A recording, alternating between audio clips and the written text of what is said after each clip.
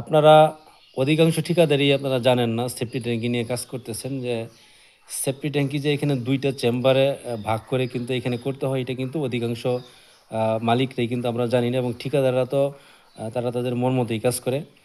মাঝখানে পার্টিশন থাকে এবং ২ পাশেই কিন্তু এখানে আপনার আমাদের ময়লা পানি সেটা হয়। তো আপনারা দেখেন একটা চেম্বারের ভিতর কিন্তু এখানে ইন করতেছে, ঠিক আছে?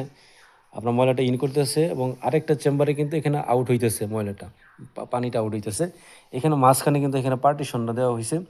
এই পার্টিশন দেওয়ার কারণে কিন্তু আপনার ময়লাটা কিন্তু এখানে জমা হয়, এইখানে জমা হয়।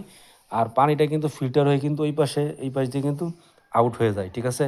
এবং ২ পাশেই আপনারা দেখেন এইখানে একটা ম্যানহোল কভার দেওয়া হইছে এবং এই পাশে একটা ম্যানহোল কভার কিন্তু এখানে দেওয়া হইছে, ঠিক আছে?